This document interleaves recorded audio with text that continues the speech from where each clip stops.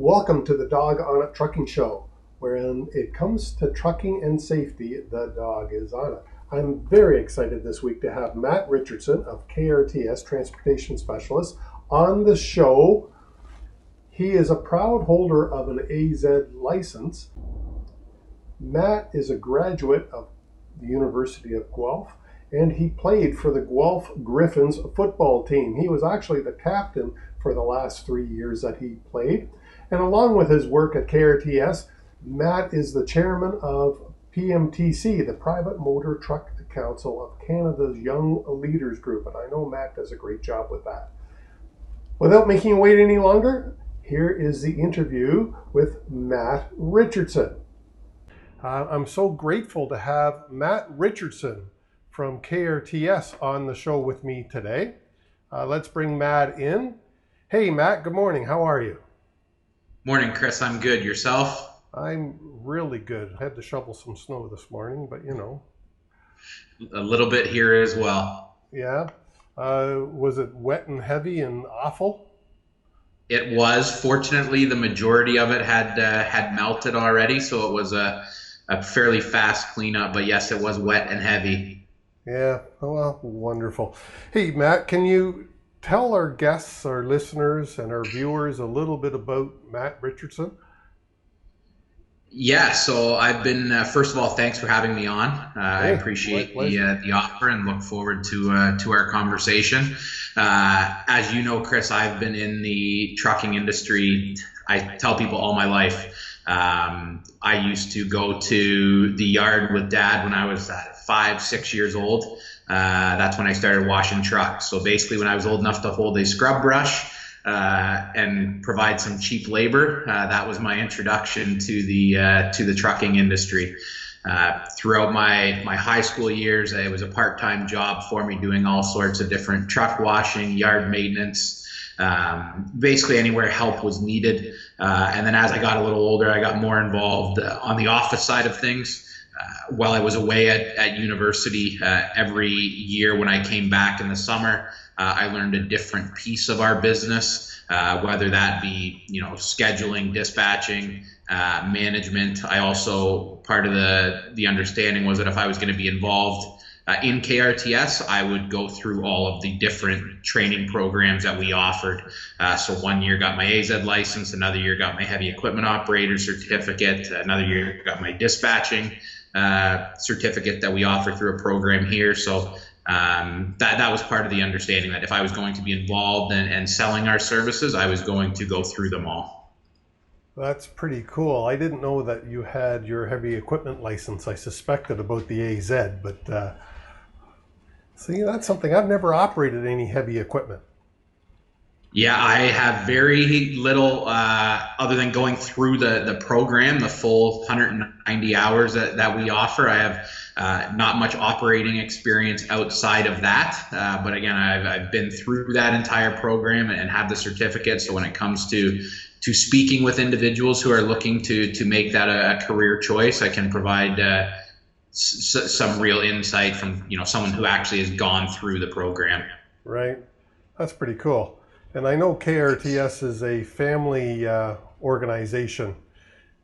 You already mentioned coming back during summers and stuff when you were away at, I know, we'll put a plug in for Guelph here. Go Griffins. But who else is involved from the family in the company? So basically our whole family. So my mom and dad founded the company. That's Kim and Lisa in 1989. My sister Jamie is involved as well. Mom and dad started the company from basically their tool shed at the house they lived in at the time in '89, and it was just mom and dad. Mom looked after the books and the administration and everything that goes along with that, and dad was the only trainer we had at that time. And since then, we've grown, exponentially. You've seen our facility in Caledonia. You're aware of the size of the team that we have, but an awesome team of instructors and office administration professionals. We're very lucky with the team that we have now. Yeah, and I am sometimes a part of that team, and I appreciate that so much. You guys are great to work with and to work for. So, absolutely. Well, we appreciate what you bring to our team, Chris. I appreciate that. Melt. One of the things that comes up often in my job as a safety consultant is training of truck drivers, and these fellas have existing licenses, but during all my driver meetings now, Matt, I often bring up Humboldt and its stuff, and I wonder what it's going to do to the trucking industry. But MELT, that statement leads me into MELT. What is MELT, and how does it affect the school, and how does it affect the province of Ontario, stuff like that? Yeah, so MELT stands for Mandatory Entry Level Training. Ontario is the first province in Canada to implement it. Actually, when you think about it, it would be the first in North America, considering what's going on with the entry level standards in the States right now, and the recent news of the delay, which I think we'll touch on later. But yeah, mandatory entry level training. The province of Ontario has stated what the minimum number of training hours that is required to go and attempt your ministry road test to obtain your AZ license. Those hours are 103 and a half hours. 50 hours of behind the wheel training must be included in that time, 17 hours of yard work, and 36 and a half hours of classroom time. And then with the hours, there's also some mandatory curriculum or competency requirements as well, as far as the topics that need to be covered and how the students need to be educated. Are any other provinces have something similar to MELT? So there are a number of provinces who are in the works right now. Obviously, with as you mentioned, the Humboldt incident, that was national. I mean, international news. So it shed a real light on some of the areas where training was lacking as far as obtaining a truck license in Canada. So the national entry-level driver training standards are currently being worked on. So I would expect we'll see release of that sometime in the near future. That's cool. And you mentioned in the other question there that the U.S. has delayed or postponed the federal government down there, as I understand it, has a minimum coming, and it's quite different. The different things. One of the things, I'm involved in PTDI, and for sure. I get some exposure to it there. What can you say about the U.S. and the delay? I mean, it's disappointing. Anything that delays the potential for increased safety for not only the professional operators, who are on the road every day with their vehicle configurations, but also the general public. Increased safety is also that's a huge benefit to everybody. So the delay is definitely disappointing, especially when you consider, without having the notes in front of me, I feel like this started in the U.S. back in 2012. And there was the mandate at that time was that it would be implemented, I believe, within 2 years. So now we're 6 years after that, or 8 years after that. 6 years after what would have been the 2-year implementation window, and they're looking at another 2-year pushback. So that definitely disappointing. Yeah, I'm sure it will be at the end of the month. I'll be down in Orlando at the Truckload Carriers Association annual conference, and I'm sure it will be a hot topic of discussion down there. Yeah, because I think what we're talking about is road safety and how to introduce new people to the industry that you and I love. And absolutely. If we're not going to introduce them correctly, then how can we expect them to be, great performers in our jobs? But yeah, and one of the other things, getting back to Ontario and the MELT program, what types of organizations can offer a MELT curriculum? So there's 3 routes that are available in Ontario. So one is the driver certification program. in which carriers can have a registered curriculum and train people within their organizations to obtain their licenses. Public career colleges can have the register and have the curriculum to provide MELT, as well as private career colleges or registered private career colleges such as KRTS. Well, thanks, Matt. That helps. Now, have guidelines been for registering of private and public colleges?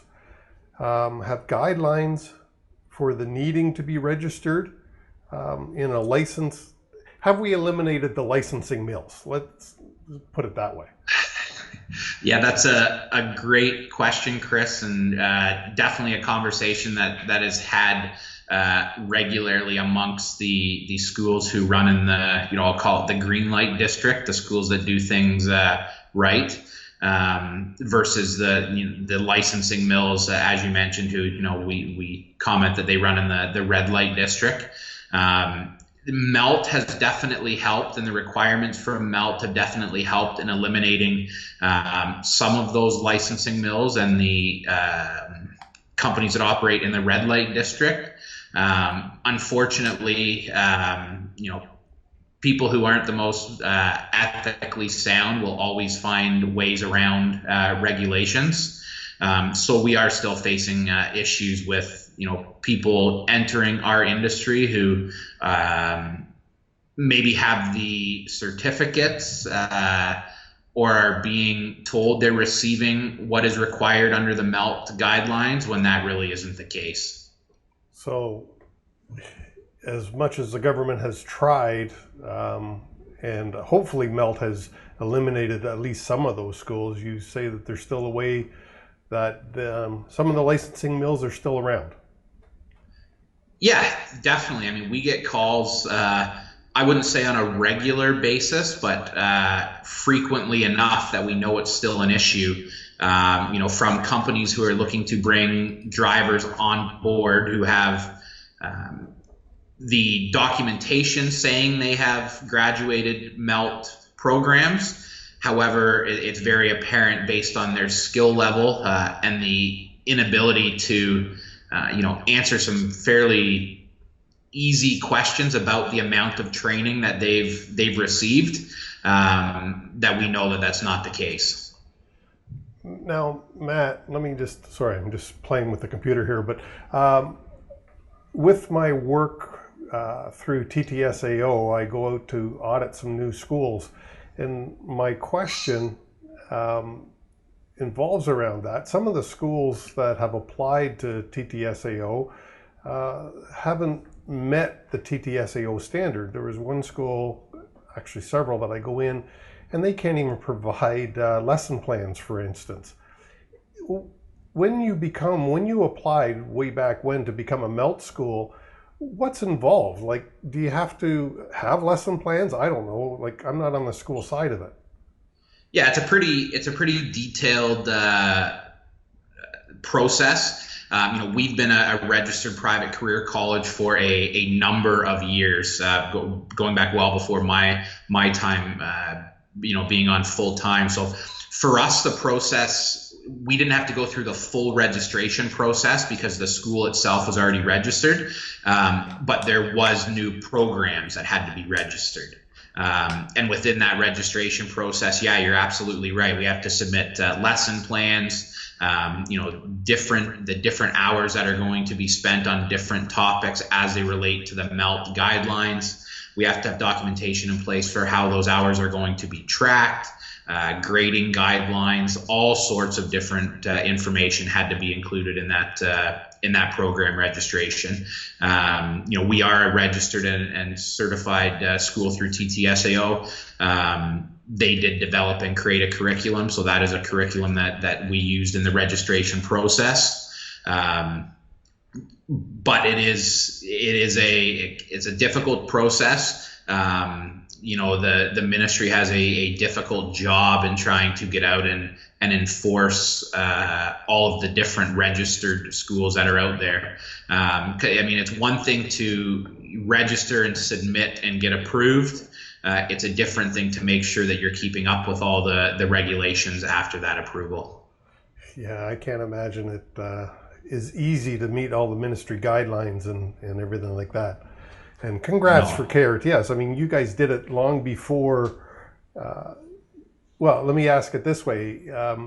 Have you always had to be a registered career college, like before the MELT era? So you didn't have to be a registered career college to be able to offer AZ training, which is the case now. We've been a registered career college 20 plus years. I don't know the exact date.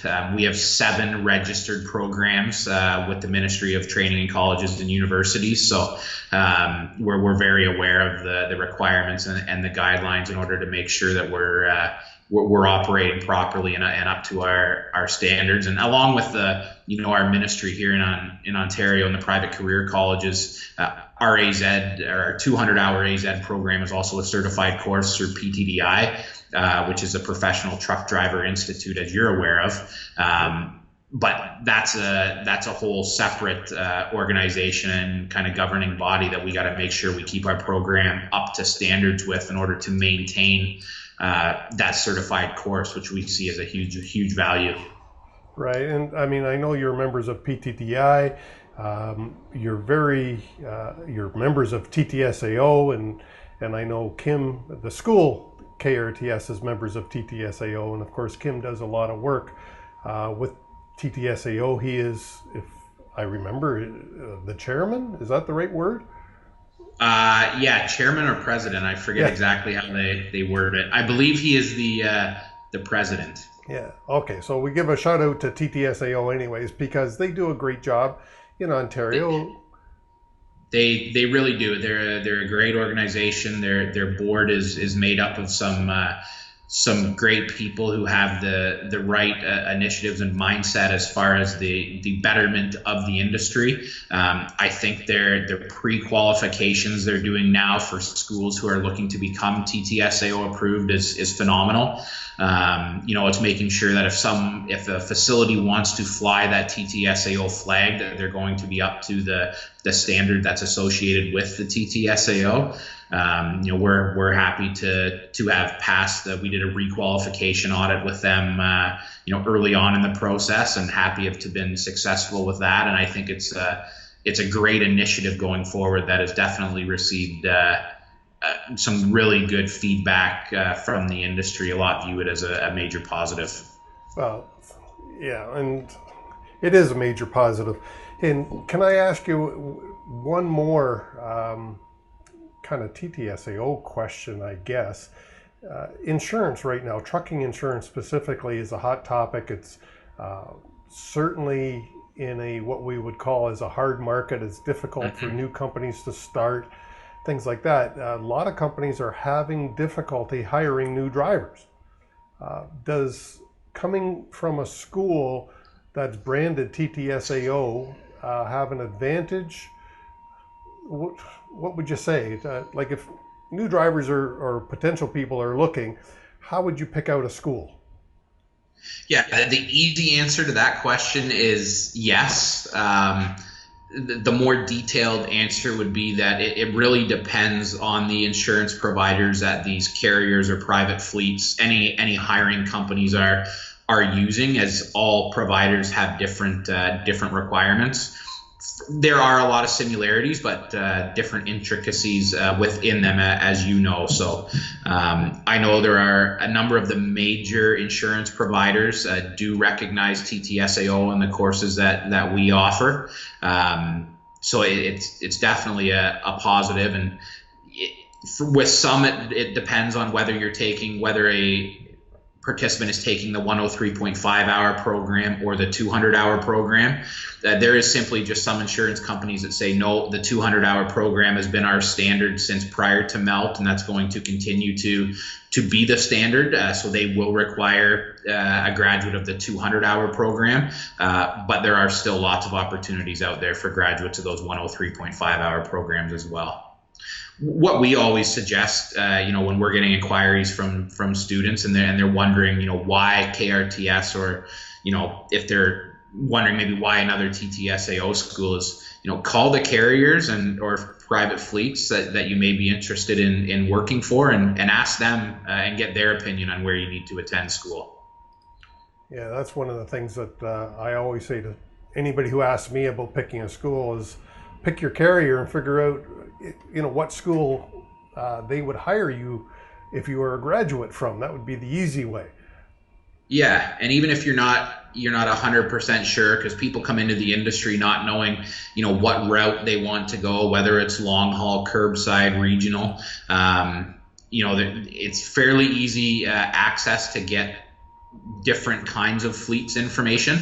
So just call a couple. It really doesn't make a difference on what side of the industry you're looking to get into, because those carriers that are reputable are going to steer you to reputable training schools. Yeah, and I think that's everybody's end goal, is to get the student employed. Yeah, absolutely.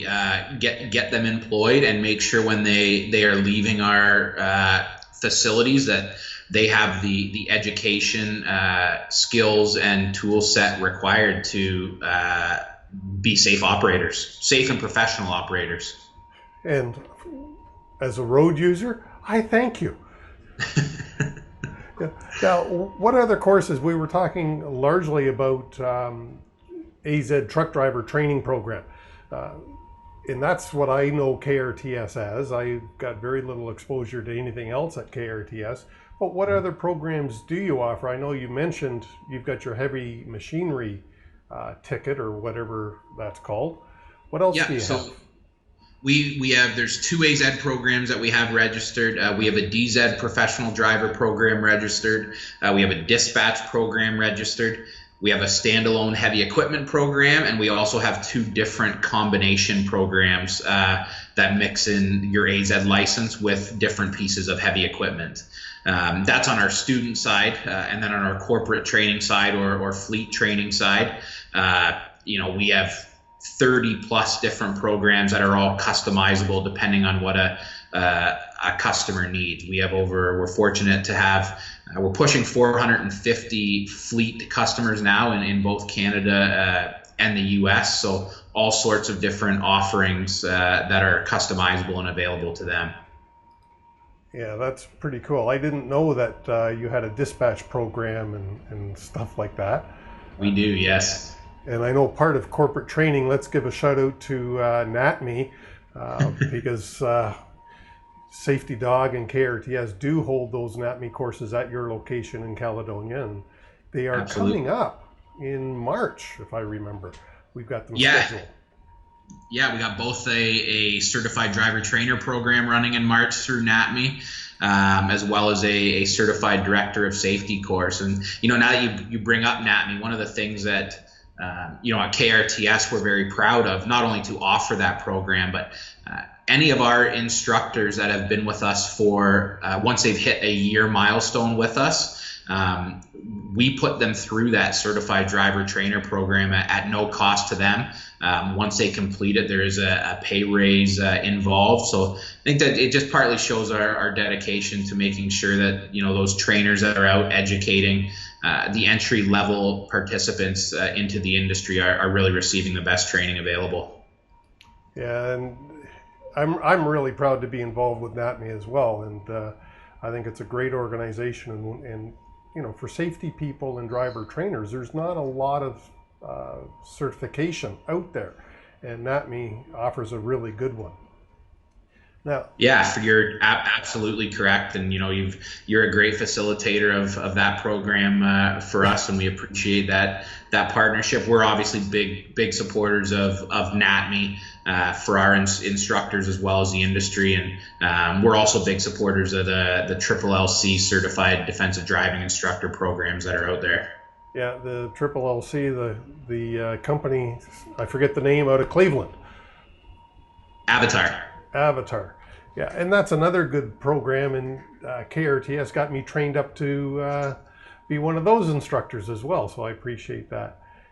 Now, Matt, earlier on you mentioned that the insurance industry, there's 2 levels of courses for the AZ. just getting back to that, there's the 103.5 or the MELT program, and then there's the 200-hour program. Why would a student choose, at least in my mind, I'm assuming that the 200-hour program would be more money. Why would they choose to spend that extra money on that program? Yeah, you are right. It is more money, but you know what? It's not a substantial amount more. One of the big benefits of the 200-hour program is that is the certified course through PTDI, which is just a great certificate for entry-level participants to have. There are a number of insurance providers that view that as equivalent to 2 years experience. So when these graduates are going out to look for employment, it just becomes a little bit easier. What we say to students or potential students who are calling in and kind of on the fence about what program to take is, picture a double door. If you take the 103.5-hour program, one side of that door is opening your employment opportunities. If you take the 200-hour program, both sides of that door are opening for you. Yeah, and I have opinions about the 103.5 hours, whether that's enough, but it's at least the bare minimum now, which I'm appreciative of. Yeah, and a large portion of the participants in our 103.5-hour program are those being sent to us by companies to train.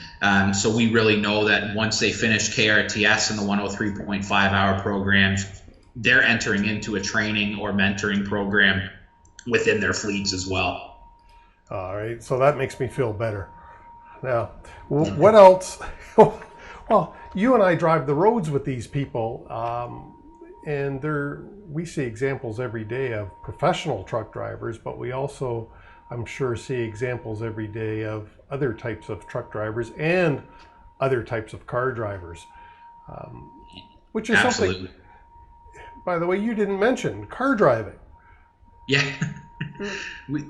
KRTS does do that. It's kind of a separate side to our business from the commercial side, but we do have a driver's education program where we train 15 and 16-year-olds who are getting ready to enter into their first driving experiences. Yeah, and that's just kind of neat. I would imagine that's very local, as opposed to the AZ drivers that come from literally everywhere. Yeah, absolutely. Our driver's ed programs is, they're very community based. When you compare to our other, our registered private career college programs, where we're fortunate to be able to draw people in. We have a student now that's commuting over 2 hours every day. Commuting 4 hours every day, 2 hours each way, to take one of our AZ programs. Well, that's largely due to the reputation, I would think, that KRTS has in the industry. You. Well, Thank you. I didn't say it was good, but I do. I know we're fortunate to have worked hard and built that solid reputation over the course of 30 years. And, like I mentioned earlier, we're truly lucky to have a really great team here, whose work and efforts are part of keeping that reputation going. Absolutely. And as I said, I'm happy to be associated with KRTS and the different things that we do together. Now, Matt, any last words as we wrap up here that you would like to throw out there before I say thanks? Just that, again, I appreciate you having me on. It's been a cool experience. I'm looking forward to seeing this. I think what you're doing with the Dog is on it is a great idea, and will provide some educational information for people who maybe aren't familiar with all aspects of the industry, and even for those who are, just to be able to see a little deeper dive into the different items and parts of the industry.